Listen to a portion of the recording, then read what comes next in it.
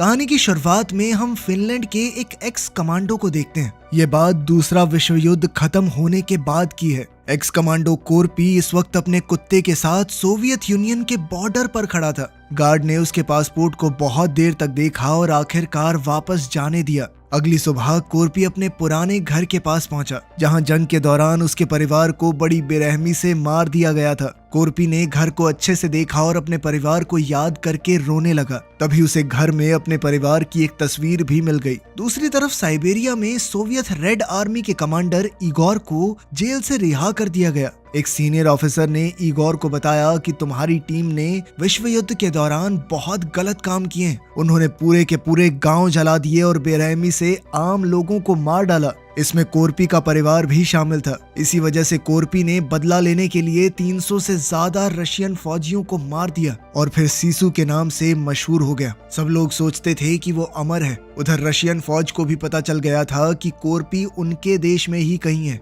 इसीलिए उन्होंने कोरपी को मारने के बदले में इगोर को रिहा करने का वादा किया और साथ ही उसे अच्छे पैसे भी मिलेंगे। वहीं दूसरी ओर कोरपी ने पूरा दिन लगाकर अपने और अपने कुत्ते के घर को तोड़ दिया। उसने सारी अच्छी लकड़ियां अपने ट्रक में भर दी और बेकार लकड़ियों को इकट्ठा करके जला दिया। फिर कोरपी और उसका कुत्ता बॉर्डर की तरफ वापस निकल पड़े। कुछ घंटे गाड़ी चलाने के बाद कोरपी ने देखा कि उसका रास्ता एक आर्मी की जीप ने रोक लिया था। अब कोरपी ने पीछे देखा कि वहां से भी एक जीप आ रही है। फिर एक सैनिक ने उससे पासपोर्ट मांगा और दूसरी जीप में बैठे एक अफसर के पास ले गया। तभी इगोर पासपोर्ट देखते ही समझ गया कि यही मेरा निशाना है। फिर इगोर ने अपने एक आदमी को बाहर भेजा जिसके हाथ में एक बॉम्ब था और वो भी जला हुआ। तभी इगोर के दूसरे सैनिक ने भी चाकू निकाल लिया। कोरपी ट्रक में बैठा सैनिक के पास आने का इंतजार करने लगा और जैसे ही वो पास आया तो कोरपी ने अचानक जोर से दरवाजा खोलकर उसे मारा और बम उसके हाथ में ही फट गया, जिससे उसके शरीर में आग लग गई। फिर कोरपी ने ट्रक को रिवर्स करके पीछे से आ रहे फौजी को भी उड़ा दिया और उसका शरीर सीधा इगोर की गाड़ी की खिड़की के अंदर घुस गया। तभी एक और सिपाही ने गोलियां चलानी शुरू कर दी। कोरपी ने आगे बढ़कर उसका हथियार छीन लिया और उसे जल्दी से खिड़की के अंदर खींच लिया। साथ ही उसने आर्मी की जीप को भी रौंद दिया। इसके बाद कोरपी ने एक ही मुक्के में सैनिक को बेहोश कर दिया और वहां से भागने के लिए रफ्तार बढ़ा ली। तभी इगोर ने बैकअप के लिए तीसरा ट्रक बुलाया और फिर दोनों गाड़ियों ने कोरपी का पीछा करना शुरू कर दिया, जबकि पीछे एक बम भी फट गया।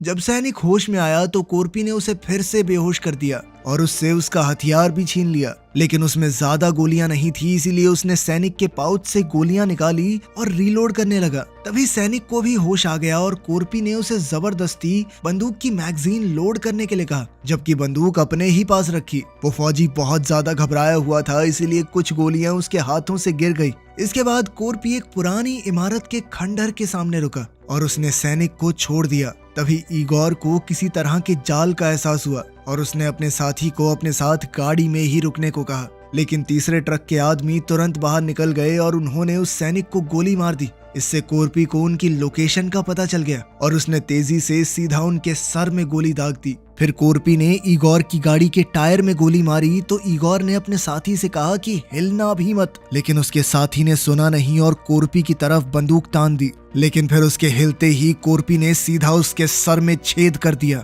इतनी दूर से कोरपी इगोर को पहचान नहीं पाया, इसीलिए उसे जिंदा ही छोड़कर अपने ट्रक में बैठा और वहां से निकल गया। बाद में इगोर अपने कुछ साथियों का इंतजार करते हुए जीप का टायर बदलने लगा। जल्द ही उसके साथी 4 बाइकों पर आए और अब सब मिलकर कोरपी का फिर से पीछा करने निकल पड़े। कुछ ही मिनटों बाद कोरपी ने अपना रास्ता बदल लिया, लेकिन उसका पीछा करने वालों ने ट्रक के टायरों के निशान देख लिए और जल्द ही उसे घेर भी लिया। कोरपी ने एक बाइकर पर गोली चलाई, लेकिन हेलमेट ने सारी गोलियों को रोक लिया। उस आदमी ने भी फायरिंग की और कोरपी बड़ी मुश्किल से बच पाया। सिर्फ उसके गाल पर ही चोट आई, लेकिन इससे थोड़ी देर के लिए उसका ट्रक से कंट्रोल छूट गया और उसका ट्रक सड़क से नीचे उतर गया। काफी कोशिश के बाद कोरपी ने फिर से अपनी गाड़ी पर काबू पा लिया और सड़क पर वापस लौट आया, लेकिन जल्द ही उसे दोबारा घेर लिया गया। अभी भी उसने अपने दुश्मनों पर अपनी तेज नजर बनाई हुई थी। उसने देखा कि अचानक से एक बाइक बिना राइडर के गिर गई, तो कोरपी समझ गया कि वो आदमी उसके ट्रक पर चढ़ चुका है और वो पीछे पड़ी लकड़ी पर चलता हुआ आगे की तरफ बढ़ रहा था,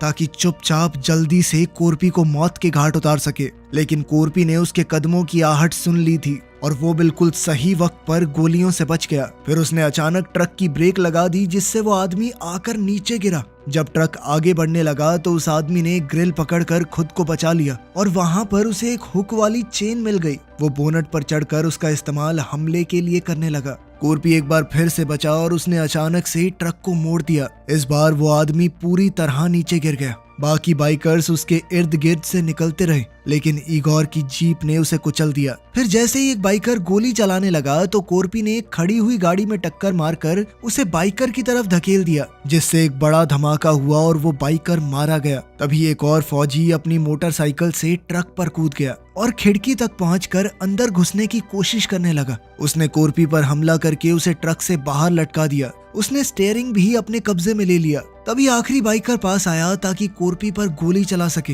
लेकिन कोर्पी ने तुरंत उसकी बंदूक छीनकर फेंक दी। फिर उसने ड्राइवर की बेल्ट से बम निकाला और बाइक के टायर में डाल दिया और इसी तरह एक जबरदस्त धमाके के साथ एक और दुश्मन खत्म। फिर कोर्पी ने ट्रक के आगे से चेन निकाली और उसे ड्राइवर की गर्दन में लपेटकर उसे बाहर फेंक दिया और फिर से अपने ट्रक पर कब्जा पा लिया। फिर उसने चेन का बटन ऑन कर दिया और वो घूमना शुरू हो गई। अब चेन उस आदमी को खींचते हुए सीधा बोनट तक ले आई, लेकिन अभी भी उसका सर ग्रिल में फंसा हुआ था। अब चेन ने इतनी जोर से खींचा कि उस आदमी का सर धड़ से अलग हो गया। सभी बाइकर्स के मर जाने के बाद इगोर खुद पास आने लगा और एक के बाद एक उसने लकड़ियों पर बम फेंकने शुरू कर दिए ताकि लकड़ियों में आग लग जाए। उसकी इस हरकत से कोर्पी को बहुत गुस्सा आया। अब उसने कटे हुए सर वाली लाश पर लगे हुए बमों को एक्टिवेट कर दिया और उसे दूसरी गाड़ी की तरफ फेंक दिया, जिसके बाद इगोर को धमाका होने से पहले ही जीप से कूदना पड़ा। कोर्पी जंगल के बीच गाड़ी को चलाने लगा ताकि आग बुझा सके और वहीं इगोर ने फोन करके कहा कि और लोगों को भेजो। कुछ ही देर में कोर्पी ने ट्रक को रोका ताकि बची हुई आग को भी बुझा सके। अपने कुत्ते को पानी पिलाने के बाद बाकी का पानी उसने गर्म इंजन में डाल दिया। जब उसने अपने गाल के जख्म को छुआ तो गोली का एक छोटा सा हिस्सा उसके हाथ में आ गया। उसी वक्त 2 हवाई जहाज कोर्पी के ऊपर से उड़ने लगे। ये देखते ही उसने तुरंत अपने कुत्ते को उठाया और गाड़ी में बैठाकर निकल गया। जब जहाजों ने गोलीबारी शुरू की तो कोर्पी हमले से बचने के लिए सड़क से हट गया और फिर जल्दी से एक लकड़ी की बनी हुई शेड में घुस गया। थोड़ी देर उसने वहीं इंतजार किया, लेकिन अब वो जहाज शेड पर भी गोलियां बरसाने लगे। इसके बाद एक जहाज ऊपर आसमान की तरफ उड़ा और फिर तेजी से नीचे आकर शेड पर बम गिरा दिया। तभी कोर्पी ने पूरी रफ्तार से ट्रक को भगाया और बिल्कुल सही वक्त पर धमाकों से बचकर निकल गया। उसने अपने ट्रक के पीछे शेड से गिरे हुए बाकी लकड़ियों के टुकड़े बांध लिए थे, जिन्होंने जहाज की गोलियों को ट्रक पर लगने से बचाया। अब उसने जंगल के बीच से गुजरने वाला एक रास्ता पकड़ लिया, लेकिन एक जहाज नीचे की तरफ झुककर उसका पीछा करते हुए लगातार गोलियां चलाता रहा। तभी कोर्पी ने होशियारी दिखाते हुए अचानक से ब्रेक लगा दी। प्लेन वक्त रहते रुक नहीं पाया और आगे जाकर क्रैश हो गया। कोर्पी कुछ देर तक और रुका, लेकिन जब कोई भी आवाज नहीं आई तो वो प्लेन के टुकड़ों के ऊपर से ट्रक चलाकर वहां से निकल गया। जंगल के किनारे पर कोर्पी ने फिर से आसमान की तरफ देखा। ये देखकर वो पूरी तरह हैरान हो गया, क्योंकि उसे कोई भी नजर नहीं आया। उसने अपना सफर जारी रखा और जब वो एक चट्टान के पास से गाड़ी चला रहा था तभी उसे दूसरा प्लेन दोबारा दिखाई दिया। पायलट ने बिना सोचे समझे अंधाधुंध गोलीबारी शुरू कर दी, लेकिन बहुत ही जल्द उसकी गोलियां खत्म हो गई। अब उसने फैसला लिया कि वो प्लेन को सीधा ट्रक में दे के मारेगा। ये देखकर कोर्पी ने अपनी लकड़ियों को बांधने वाली पट्टियों पर गोली चला दी और कुछ लकड़ियां सीधा गाड़ी के सामने गिर गई, जिससे एक रैंप तैयार हो गया और प्लेन उस पर से फिसलता हुआ ट्रक को पार करके आगे जाकर क्रैश हुआ। मगर पायलट पहले ही प्लेन से कूदकर बच गया था। जब पायलट जमीन पर उतरा तो उसने कोर्पी पर गोलियां चलाई, लेकिन एक भी गोली उसे नहीं लगी। कुछ ही देर में उसकी गोलियां भी खत्म हो गई। तभी कोर्पी उसकी तरफ बढ़ा, लेकिन फिर बीच में रुक गया। जब उसने पायलट को मुस्कुराते हुए देखा, वो समझ गया था कि एक और प्लेन आ रहा है। इसलिए कोर्पी ने जल्दी से लकड़ियां ट्रक पर वापस रखी और ट्रक को भगाना शुरू कर दिया। प्लेन ने अब उस इलाके में बमबारी शुरू कर दी, जिसकी चपेट में आकर वो पायलट जो हंस रहा था वो भी मारा गया। धमाकों की वजह से ट्रक भी चट्टान से खिसक कर सीधा नीचे पानी में जा गिरा। खुशकिस्मती से पूरे ट्रक में पानी नहीं भरा, जिस वजह से कोर्पी और उसका कुत्ता सांस लेते रहे। लेकिन थोड़ी ही देर में पूरा ट्रक पानी से भर गया। कोर्पी ने तुरंत दरवाजा खोलकर कुत्ते को बाहर निकाल दिया ताकि वो तैर कर ऊपर पहुंच सके। फिर उसने ट्रक के पीछे जाकर सारी लकड़ियां खोल दी। इसी बीच उसे अपने परिवार की तस्वीर पानी में तैरती हुई नजर आई और वो उस तस्वीर को तब तक देखता रहा जब तक बेहोश नहीं हो गया। कुछ देर बाद कोरपी का शरीर लकड़ी के एक टुकड़े के सहारे ऊपर आ गया। तभी उसका कुत्ता उस तक तैर कर पहुंचा और उसे होश में ले आया। थोड़ी देर में 2 सैनिक बोट पर उस इलाके की तलाश कर रहे थे। उन्होंने इगोर को बताया कि उन्हें ट्रक मिल गया है, लेकिन उसमें ना तो लाश है और ना ही लकड़ियां। दूसरी तरफ कोरपी ने लकड़ियों की मदद से एक नाव बना ली थी और जल्द ही वो अपने कुत्ते के साथ सुरक्षित एक किनारे तक पहुंच गया। ये पूरा इलाका जंग की वजह से लाशों के मलबे से भरा हुआ था और कोरपी की किस्मत इतनी अच्छी थी कि जल्द ही उसे एक टैंक मिल गया जिसमें काफी सारे बॉम्ब्स भी मौजूद थे। लेकिन इगोर सोवियत बॉर्डर के स्टेशन पर कई सैनिकों के साथ कोरपी का इंतजार करने लगा। जल्द ही टैंक भी वहां पहुंच गया जो कि लकड़ियों से भरा हुआ था। वो काला धुआं छोड़ता हुआ आगे की तरफ बढ़ता रहा। एक बत्ती में आग लगाने के बाद कोरपी बॉर्डर की तरफ अपने टैंक को बढ़ाने लगा। तभी सैनिकों ने भी गोलियां चलाना शुरू कर दिया, लेकिन उनकी गोलियां टैंक का क्या ही बिगाड़ पाती। फिर कोरपी ने टैंक में डालने वाला तेल पिया और पाइप के जरिए इंजन में उसे थूकने लगा, जिससे टैंक की रफ्तार और भी ज्यादा तेज हो गई। जब टैंक बॉर्डर से टकराने वाला था तो कोरपी ने उस बम को एक्टिवेट कर दिया जिसकी बत्ती में उसने आग लगाई थी। इससे वो टैंक बैरियर के ऊपर से उड़ता हुआ दूसरी तरफ जा गिरा। टैंक से वो सारी लकड़ियां नीचे की तरफ गिर गई और साथ ही टैंक के कुछ हिस्से भी टूट गए। अब तो कोरपी भी गंभीर रूप से घायल हो गया था, मगर उसके कुत्ते ने उसे होश में रखने में मदद की। कोरपी समझ गया कि ऐसे तो उसे पकड़ लिया जाएगा, इसीलिए उसने अपने चाकू के हत्थे को दांतों से तोड़ दिया ताकि वो चाकू के ब्लेड को आसानी से छुपा सके। फिर कोरपी ने अपने कुत्ते को जंगल की तरफ भेज दिया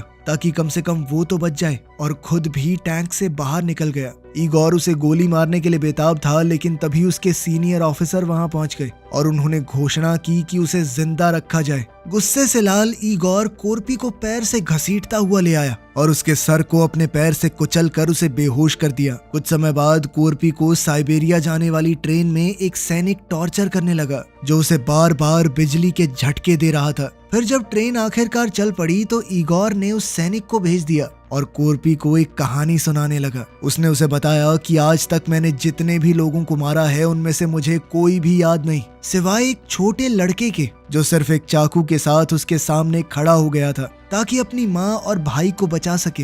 ये सुनते ही कोरपी का पूरा शरीर दुख और गुस्से से कांप उठा। उसे एहसास हो गया था कि उसी के परिवार की बात हो रही है। इगोर ने ये भी बताया कि मैंने तेरे परिवार के छोटे छोटे टुकड़े कर दिए थे और उन टुकड़ों को आवारा कुत्तों को खिला दिया था। साथ ही उसने कहा कि तू कोई महान कमांडो नहीं है, बदकिस्मत है, साइबेरिया में कुत्ते की मौत मारूंगा तुझे। इगोर के जाने के बाद कोरपी गुस्से से चीख उठा। उसकी बदले की भूख दोबारा से जाग गई थी। उसने अपना शरीर पलटा और अपने पैर छत पर टिका दिए और फिर पूरी ताकत से जोर लगाया जब तक उसने खुद को आजाद नहीं कर लिया। बाहर खड़े सैनिकों ने शोर सुन लिया और वो तय करने के लिए गेम खेलने लगे कि कौन अंदर जाकर चेक करेगा। अंदर कोरपी ब्लेड को निकालने की कोशिश करने लगा जो उसने अपने पैर के मांस के अंदर छुपा रखा था। जैसे ही एक सैनिक अंदर आया तो कोरपी बेहोशी का नाटक करने लगा और वहीं दूसरा सैनिक बाहर खड़े खड़े परेशान हो गया क्योंकि कुछ देर तक कोई आवाज ही नहीं आई। अचानक अंदर से गोली चलने की आवाज सुनाई दी और तभी दरवाजा खटखटाने की आवाज आई। सैनिक ने छोटी खिड़की खोली तो उसे अपने साथी का चेहरा दिखाई दिया।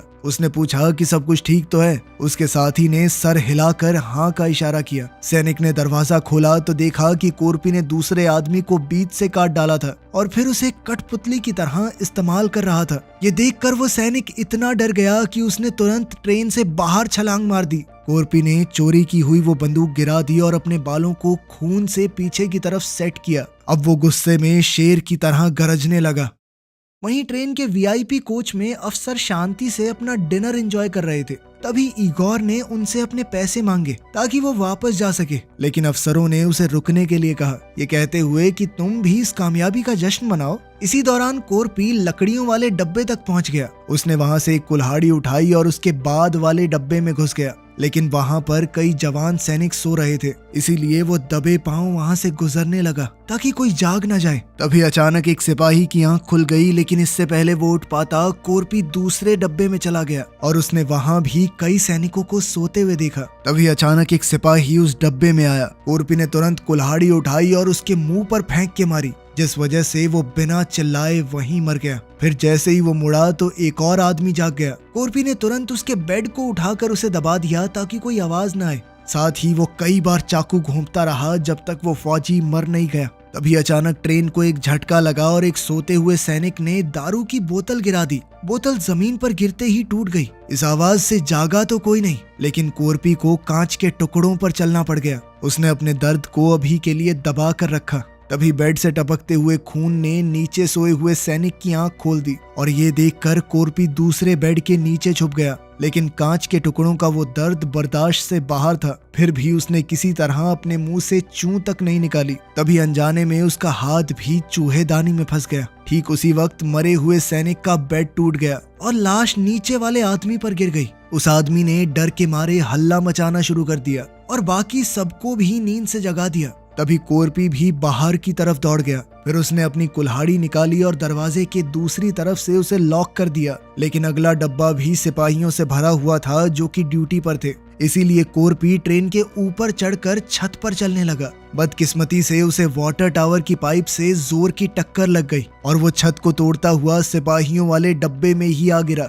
उसे देखते ही सभी सिपाहियों ने अपने हथियार उठा लिए और तभी कोरपी ने अपना दिमाग लगाकर पाइप को शील्ड की तरह इस्तेमाल किया। उनकी गोलियां आपस में टकराकर 2 सिपाहियों को लग गई। फिर उसने उनके हथियार उठा लिए और कुछ और सिपाहियों को गोली मार दी, जिस वजह से लाशों का एक ढेर बन गया जिसने उसे बाकी गोलियों से बचाया। कोरपी तब तक छुपा रहा जब तक सिपाहियों की गोलियां खत्म नहीं हो गई। इसके बाद उसने बाहर निकलकर किसी को रीलोड करने का मौका नहीं दिया। इस शोर शराबे की आवाज सुनकर इगोर अपना टेबल छोड़कर देखने आया। लेकिन जैसे ही उसने देखा कि दूसरे कोच में गोलियां चल रही हैं, तो उसने उस डब्बे को ट्रेन से अलग करने का फैसला किया, क्योंकि उसे अब तक अपने पैसे नहीं मिले थे। तभी कोरपी ने बाहर आकर देखा कि इगोर वाली ट्रेन उसे पीछे छोड़कर जा रही है, लेकिन उसे ये भी पता था कि उसके पास एक मिसाइल है। इसी बीच इगोर टेबल पर वापस गया और उसने एक ऑफिसर का गला काट दिया और फिर गन निकालकर बाकी सबको गोली मार दी। बस उनके बॉस को छोड़ दिया। डरे हुए बॉस ने पैसों से भरा हुआ सूटकेस उसे थमा दिया।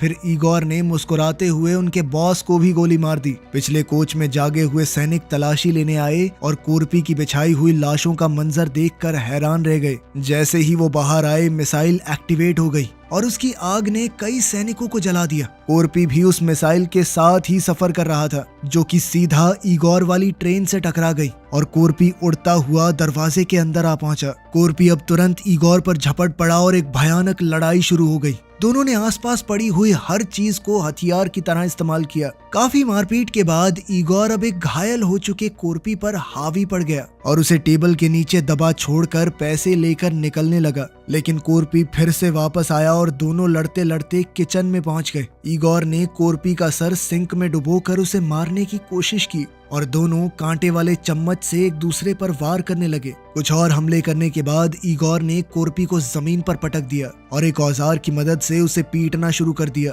और फिर उसे उठाकर बाहर फेंक दिया। कोरपी अब उस मिसाइल के पास जा गिरा। इगोर ने अब कोरपी से पूछा कि तेरी आखिरी इच्छा क्या है बे? तेरे मरने से पहले अगर हो सका तो पूरी कर दूंगा। लेकिन कोरपी ने मिसाइल का मेन बोल्ट अपने मुंह से थूका और साथ ही अपने वाले डब्बे की ब्रेक लगा दी, जिसके बाद मिसाइल सीधा ट्रेन में घुस गई। उस मिसाइल ने इगोर की खोपड़ी को छेद दिया और ट्रेन में बहुत बड़ा धमाका हुआ। उधर फिनलैंड के बॉर्डर पर 2 सिपाहियों को अजीब सी आवाज सुनाई दी। तभी अचानक कोरपी लकड़ियों से भरी हुई गाड़ी को लेकर वहां पहुंच गया। उसने अपना जला हुआ पासपोर्ट दिखाया और उसे अंदर जाने की इजाजत मिल गई। कुछ समय बाद कोरपी जंगल में अपना घर बना रहा था। उसी वक्त अचानक से उसका कुत्ता भौंकने लगा। अचानक से कुछ अजनबी लोग कोरपी की तरफ आए और कोरपी लड़ने के लिए तैयार हो गया, लेकिन वो लोग उससे लड़ने नहीं, उसकी मदद करने आए थे। वीडियो पसंद आई तो लाइक कर देना, चैनल को सब्सक्राइब कर लेना। मिलते हैं अगली वीडियो में।